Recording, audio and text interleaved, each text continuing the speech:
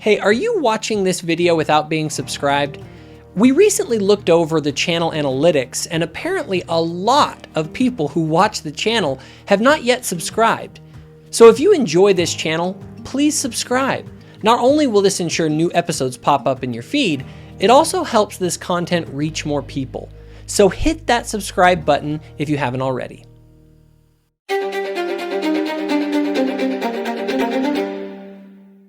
So I want to make a quick video today on something that I call critic's privilege. You see, in almost any interaction between conflicting points of view, there are two sides, which for our purposes today, we will call the critic and the apologist. The critic is the one who is on the attack, who is seeking to deconstruct and cause doubt in a particular point of view, while the apologist is the one who is trying to defend a point of view. Now, with all things equal, can you guess who has the advantage in this situation? Obviously, it's the critic. It's much easier to tear things down than to construct things, and every worldview has its weaknesses to talk about. Being an apologist facing a critic often feels like someone is holding a gun and shooting bullets while you're trying to dodge them. Now, don't get me wrong, there is a need for criticism and critique of any and all points of view. After all, how solid are your ideas if you never expose them to criticism to test how well they hold up under pressure? However, I think it's also important to recognize that in a rhetorical engagement on a disputed subject, the format matters. And if the format is simply you getting a hard cross-examination from a critic, the cross-examiner has all the advantage. And the best the apologist can do is hold their ground. If all you do is play defense, you are granting critics privilege. This is why having a structured debate or a structured conversation matters if you are engaging on a disputed topic. These structures exist to help create a level playing field where both parties have to play both offense and defense. It's foolish to only play defense and try and just dodge the bullets being shot at you. Even if you dodge 99 out of 100, the critics will take the one shot that landed and then mock you for it. If you want to be successful, at some point you have to turn to the critic and disarm them instead of just dodging bullets the whole time. If you want to see if someone is just playing the game of the cynical skeptic, ask them how they deal with the big questions. Now, please note that the cynical skeptics hate this. They will say, "I'm not making any claims." And then they will pretend they don't have a worldview or never commit to one so that they never have to defend anything. They retreat into their own incoherent, arbitrary worldview where they can play the cynical skeptic who never has to defend anything because they are not seeking the truth. They're just enjoying the ego boost they get throwing rocks from their glass house.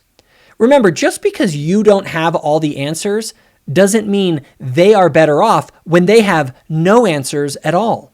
I mean, who ultimately is closer to the truth and the good life? The cynical deconstructionist who refuses to put forth a coherent belief system? Or a truth seeker who has, in their exploration of reality, found real nuggets of truth, even if they lack a complete understanding of all things? In the last analysis, a life philosophy of cynical skepticism leads nowhere but to the stroking of your own ego. The great civilizations and movements of history were built by people who believed in something. Keep this in mind when dealing with the critics who don't have anything to offer. The real heroes are the ones who actually construct meaningful worldviews that are both intellectually coherent and beautiful in their effects. In other words, the heroes are the ones who bring forth the good, the true, and the beautiful into the world, not the whining cowards who never built anything. So while deconstruction is often a necessary part of building and remodeling, I am far less interested in what people don't believe and far more interested in what they do believe and why. Everyone ultimately places their faith in something because everyone bases their life and behavior on some sort of narrative-driven hierarchy of values.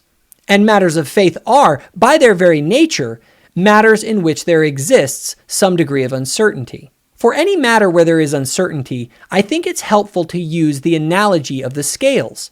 On one side are the reasons to believe in a particular proposition, and on the other are the reasons to doubt it. When the scales are loaded, the cynical skeptic will only focus on the reasons to doubt, without ever really engaging seriously with the reasons to believe. Meanwhile, the naive believer will only look at the reasons to believe. However, both of these views are examples of bias. They are the opposite sides of the same coin. A real seeker will examine both sides and seek to steelman them in their strongest terms in order to evaluate which way the scale ultimately tips. And they do this because they are seeking the truth, so they can use it to build a life worth living. A real seeker of the truth has two biases to avoid: the bias of the naive believer and the bias of the cynical skeptic.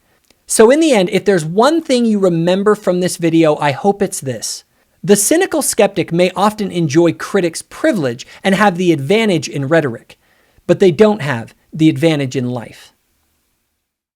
It's not the critic who counts, not the man who points out how the strong man stumbles, or where the doer of deeds could have done them better.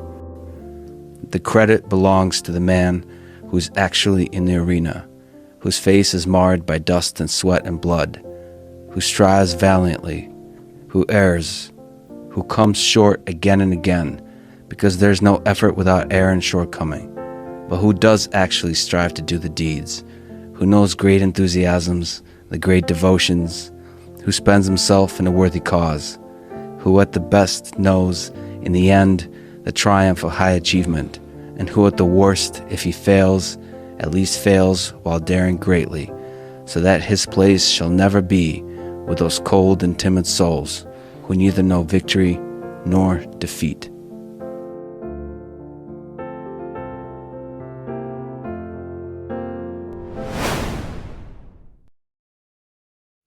Hey guys, if you enjoyed this video, be sure to hit that subscribe button so my future videos show up on your feed.